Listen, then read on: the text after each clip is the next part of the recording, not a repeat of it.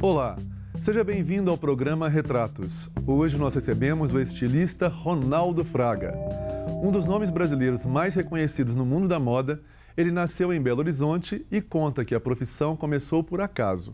Não teve mãe costureira ou qualquer outra influência que não fosse o fato de saber desenhar. Hoje, à frente do grande hotel Ronaldo Fraga, ele mostra que cultura e moda podem e devem caminhar juntas. Ronaldo, é um prazer recebê-lo aqui no programa Retratos, querido. Seja muito bem-vindo, viu? Obrigado.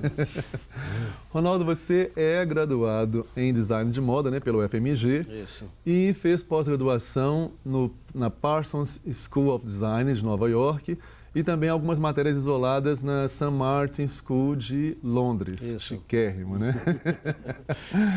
E como nós dissemos na abertura do programa, você disse que esse seu início, né, seu caminhar pelo mundo da moda, aconteceu muito em função do seu talento para o desenho, da sua curiosidade pelo desenho também, né? Isso. Mas voltando um pouco no tempo, né, antes de falar de moda e do seu trabalho como estilista e agitador cultural, eu queria voltar no tempo para poder falar um pouco da sua infância, né, das suas memórias de infância. Você nasceu aqui em Belo Horizonte e ainda muito jovem perdeu seus pais.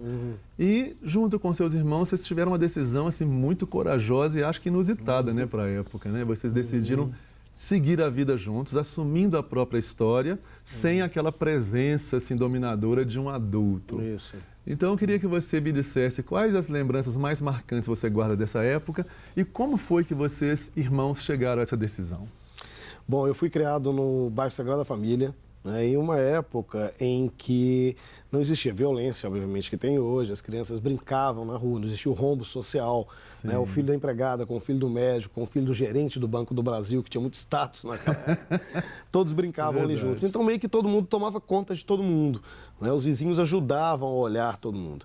Éramos 5 irmãos, 2 faleceram, e minha irmã do meio, ela foi a grande responsável, a grande cabeça para cuidar da casa e optar por esse caminho, porque o que iria ser feito era dividir, né? Um ia para casa de um parente, outro ia ser criado por outro tio, mas não foi o caso.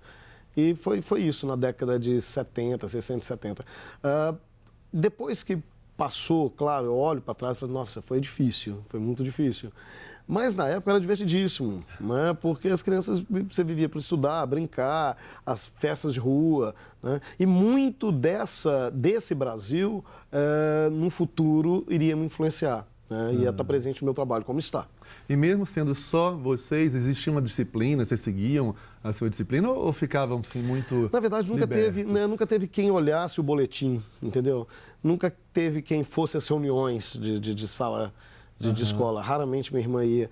Então, assim, aquela coisa que todos nós sabíamos que não tínhamos, nesse caso, não tínhamos com quem contar, assim, sabe? E toda a vida fomos bem CDFs. Oh, maravilha, assumiram mesmo, né? Isso. Por falar em escola, você já disse algumas vezes que talvez tenha sido uma das últimas pessoas a frequentar a escola pública de qualidade, né? É a última geração. Eu queria saber assim, de você como era a escola na sua época e como você vê a educação no Brasil hoje.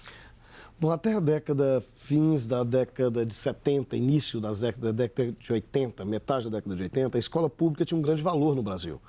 A gente não vivia essa mercantilização que vivemos hoje, né? Do aluno como cliente e a sabotagem que fizeram com o ensino público no Brasil. Então, o ensino público era um ensino de qualidade em que você tinha que fazer as provas para poder passar, para estar ali para o segundo grau e depois para o curso superior. Sim. E eu acho uma pena, sabe, porque a escola pública de base alfabetizava com grandes nomes da literatura brasileira. Então, ali você tinha um primeiro contato com Manuel Bandeira, com Cecília Meirelles, com Drummond, né? E hoje a história ela é bem outra, ela é bem diferente. É verdade. Meu querido, lá no início dos anos 1980, você ainda é um adolescente, mas já engajado politicamente, né? Você lia muitos livros sobre política e você participava daqueles protestos contra a ditadura militar que imperava no Brasil na época. Eu queria que você me dissesse, naquele momento, acredito que você nem imaginava que pudesse construir uma carreira no mundo da moda. Então, eu queria saber quando foi que aconteceu essa mudança de rumo na sua vida. É aquele momento do Brasil, o Brasil estava numa panela de pressão, ninguém aguentava mais, a ditadura estava no último momento e todo mundo lutando para votar pelas diretas já, começava um movimento de protestos mais ou menos permitido, porque permitido não era. Sim. Eu me lembro de estar com uma multidão tentando proteger o Cine Metrópole, abraçando o Cine Metrópole, que foi o primeiro teatro municipal de Belo Horizonte. Exatamente. E eles chegaram com bomba de gás lacrimogêneo, descendo a cacetetada, aquela história inteira, o que naquela época era normal e eu vou te falar que era até animado. Tá? Mas então, quando eu vejo essas cenas meio que com um certo odor daquela época, eu não acredito que o Brasil corre o risco de voltar, né, numa história nessa direção. Igual agora estamos nesse momento de eleições diretas ou não. Então, e o que eu li era isso. Eu fazia parte dessa geração da escola pública, que o livro de cabeceira eram os livros antes proibidos. Né? Então, era Eduardo Galeano, foi até meu primeiro contato com a moda, foi um livro do Zueni Ventura, que ele dedicava um capítulo a Zuzu Angel, uma estilista mineira de Curvelo, que foi a primeira a denunciar o que acontecia nos porões do regime militar no Brasil, primeiro a denunciar para o mundo e acabou custando sua própria vida. Denunciando por meio da moda, inclusive. Sim, né? sim, isso foi fantástico. Ela foi a primeira na história, aliás, que fez isso. Agora, claro que eu nunca pensei que ali que eu ia fazer história ou sociologia, alguma coisa nessa direção. Aí um dia encontrou uma vizinha, que ela estava num ponto de ônibus com uma pasta de desenhos e os desenhos eram lindos, eram desenhos de moda.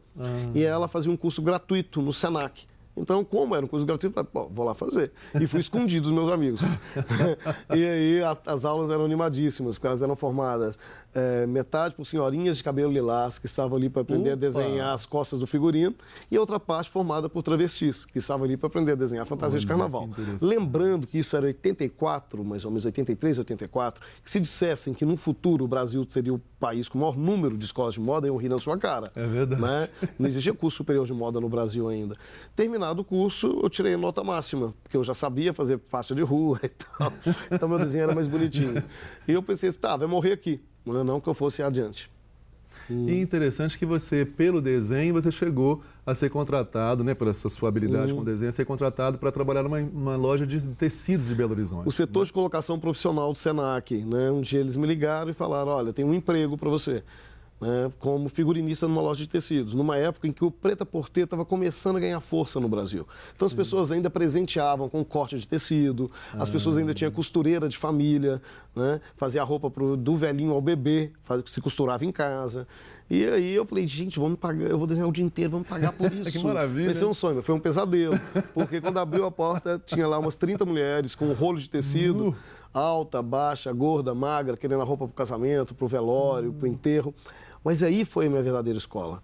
Sabe? Ali eu aprendi que por trás da escolha da roupa tem sempre uma conquista amorosa. Uma conquista amorosa com você, com o seu grupo, com o seu tempo. Né? É verdade. E por falar nessa sua formação, né, você falou em escola aí, depois você fez, então, o curso de design de moda na UFMG e completou a sua formação em Londres e em Nova York. Aí eu ganhei um concurso e o primeiro prêmio foi a pós-graduação em Nova York. Aí eu fiz a pós-graduação em Nova York, depois eu fui para Londres e complementei com cursos livres na St. Martin's e no Chelsea School.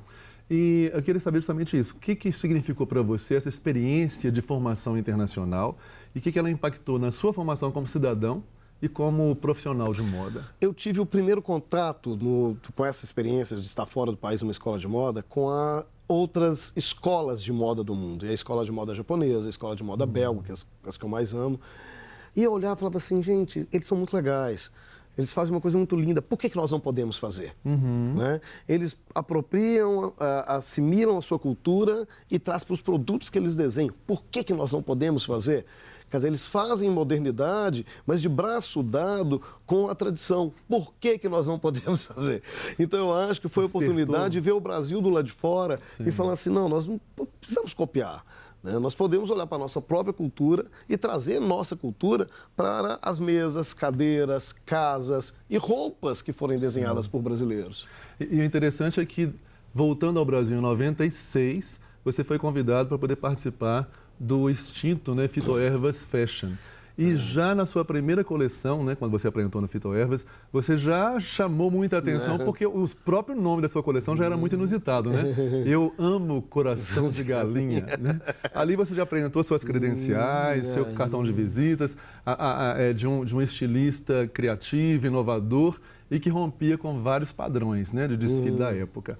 Eu queria saber por que você escolheu esse tema e o que significou essa experiência para você, iniciando nesse tipo de desfile, né, como estilista profissional. Bom, o Fitoervas, a grande importância desse evento, que veio da origem ao São Paulo Fashion Week, organizar um calendário de moda que o Brasil não tinha. Sim. E essa coleção, eu morava em Londres, então eu tinha uma liberdade. Londres, ainda naquela época, ela estimulava uma liberdade de criação em todas as áreas. E, evidentemente, esse é o nome Coração de Galinha era uma metáfora, né? Mas, em outras palavras, é como que eu dissesse assim, olha, eu sou caipira mesmo e sou eu e minhas circunstâncias. Né? Então, tinha uma coisa nessa direção. Sim. E falava de identidade, de individualidade e tal. E, realmente, aquilo ali chocou, porque, na época, o foco era os estilistas americanos, Donna Karan, Calvin Klein, que trabalhava com o clean, com a ausência de cor. E aí um estilista pega e chega com aquela explosão de cores, laranja, com turquesa, com marrom. Mas eu não sabia que estava fazendo essa confusão toda, não. Para mim, aquilo ali estava super normal. A história foi mostrar depois, né? A significância desse seu início. Isso. Querido, nós vamos interromper brevemente a nossa conversa para um intervalo, mas não saiam daí, que nós temos muitas histórias interessantes sobre esse que é um dos ícones da moda brasileira e mundial, Ronaldo Fraga. Não saiam daí.